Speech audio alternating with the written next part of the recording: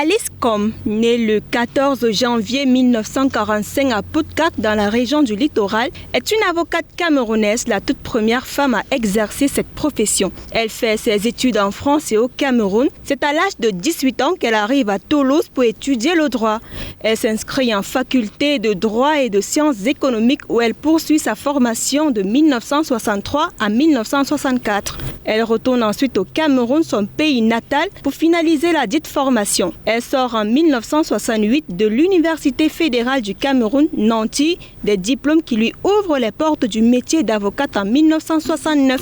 Maître Com ouvre ensuite un cabinet d'avocat conseil à Douala, la capitale économique, pour lancer effectivement sa carrière. Étant l'unique femme de la profession, elle se consacre au début de sa carrière à la défense des victimes de violences, de bavures policières et de toutes sortes de discriminations et injustices sociales. Elle s'arroge également le rôle de défenseur de tous azimuts des droits des minorités, des couches vulnérables telles que les femmes, les veufs, les orphelins et les autres exclus de la société. Militante du Social Democratic Front, SDF en 1990, elle va plus tard se rallier au RDPC, le Rassemblement démocratique du peuple camerounais. Dans l'optique de défendre la cause des veuves et des orphelins, elle préside l'association des femmes avocates au Cameroun dont elle est membre fondatrice. Âgée de 79 ans aujourd'hui, Maître Alice Com demeure l'une des praticiennes du droit les plus emblématiques du pays. Aujourd'hui, elle livre un combat sans merci contre le totalitarisme de l'administration du renouveau.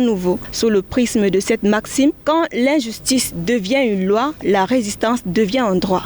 C'est fort convaincue par cette logique de lutte qu'elle a choisi la désobéissance à l'administration territoriale. Rejointe dans ce combat par plus de 50 acteurs de la société civile, leaders politiques, religieux et des personnalités de première heure, Maître Alice Com, même si ce combat l'expose à une éventuelle arrestation, compte mener jusqu'au bout son ultime bataille face à l'oppresseur.